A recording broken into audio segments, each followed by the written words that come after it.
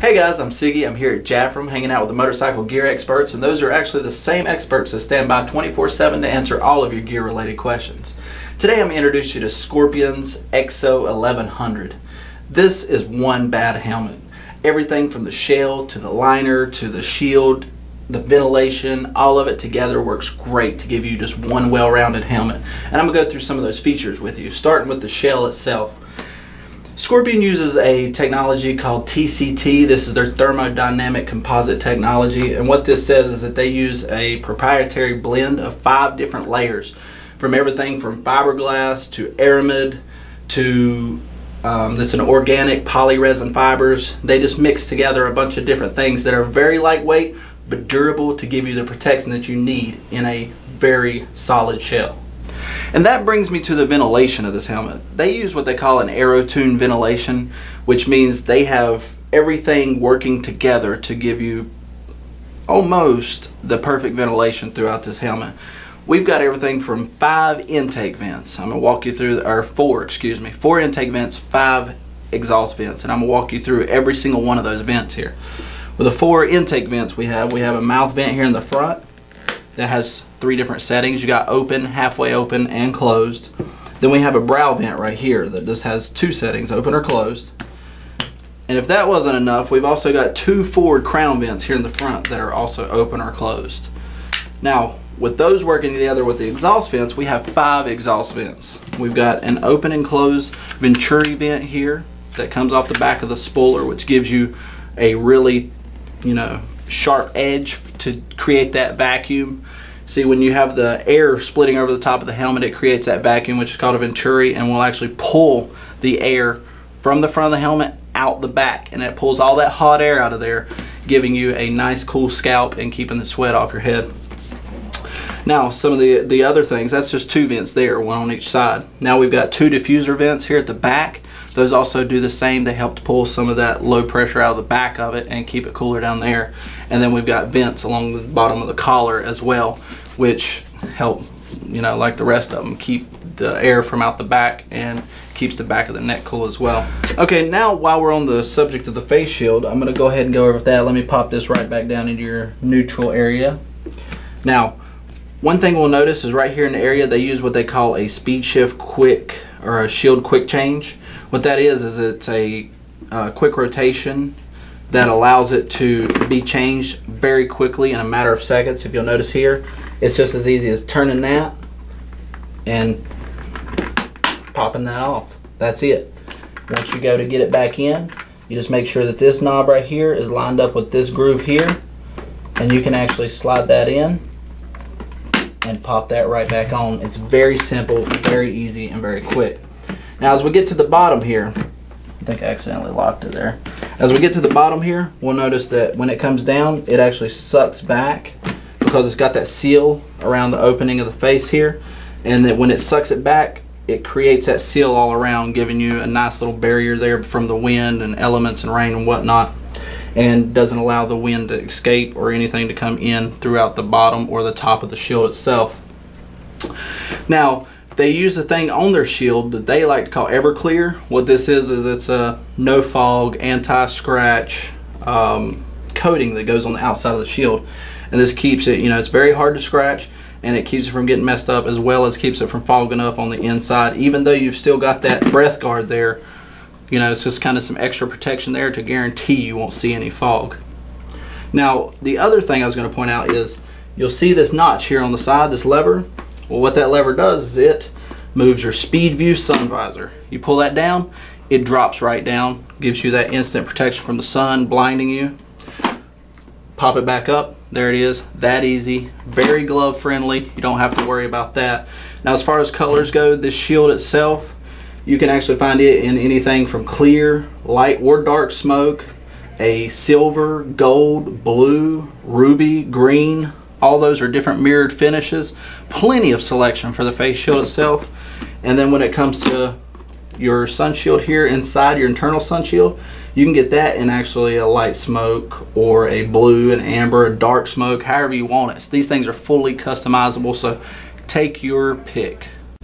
Now once again, I'm going to show you how quick and easy this is to pull off here on this face shield, and how nice it is to just get it up out of the way, because I want it out of the way as I go into the interior of the helmet, as well as some of the other great features. They have what they call a AirFit liner inflation system. And what this is, you can see this right underneath this chin curtain. It's a red pump there. Let me flip this around so that you can see it a little better. Now if we look right here, I'm trying to get to a good angle, we can see how it is this little pump there, almost like the old pump up sneakers I remember from when I was little. But if you sit here and you pump these up, you can keep pumping and inflating and inflating and inflating, and you know, you can fit the cheek pads to as tight as you want around your cheeks. This right here is your release. You press that and it releases the air from the cheek pads, and it actually closes in on your face very, very well. Alright, now we're going to move on to the interior a little bit. What that inflation thing does overall is, sometimes a lot of people have some play from side to side around their cheek areas and the sides of their face. So if you have that capability of being able to pump that up, it gives you that custom personalized fit that you look for in a helmet without having to special order cheek pads or something like that. And it gives you more life out of your cheek pads as well. So as they get worn, you just pump it up a little bit more and you still can fill in that area. I suggest wearing the chin curtain at all times. Point for that is because right here is a warning to the paramedics in case something was to happen, telling them, look, this is an inflation thing. Make sure you bleed it and make sure it's empty before you go trying to rip it off their head.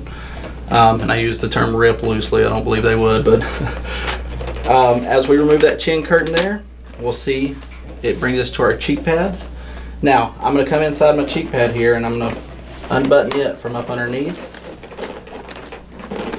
Bear with me. This thing is so soft and slick. This interior actually is their new KwikWickII system, and what that is it's a lot softer than the KwikWick one. It still keeps that moisture off your head like you want it to, but it's a lot softer. It feels great. It's plenty of padding, as well as it's antimicrobial, and it's also what's that word? Hypoallergenic. But we remove that cheek pad there, final button in the back with a little bit of Velcro, and this one is removed, and you can see it's already contoured to fit the face to begin with. But then we see the little air pocket here on the side. It's this little inflatable bag that goes with the system. Now as I inflate this, you can actually see that air pocket inflate. You can see it actually holds quite a bit of air, and then once you hit that release, it just bleeds right back down. It's pretty nifty how that works. Now I'm going to go ahead and pull out this other cheek pad, because I show you the full teardown of a helmet, and we got to get to that crown pad liner, if you know what I mean. So let me go ahead and get in here and get this cheek pad out. Pull it out from front to back. You'll notice it's also very comfy. It's already contoured as well. You got that on both sides. Now we'll notice this does have the D-rings.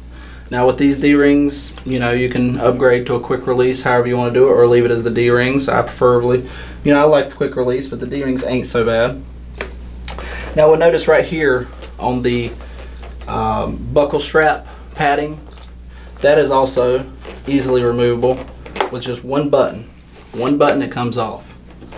Both sides. You just do one button and they slide right off. The D-ring side, you do have to finagle it a little bit because the D-rings are kind of wide, but it still comes right off.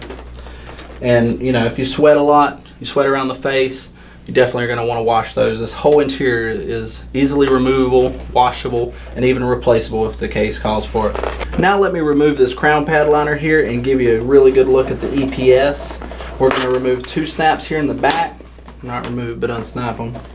And then I'm going to grab the front up here, and you pull out the front, and the whole EPS just comes right out. It's already molded to the head.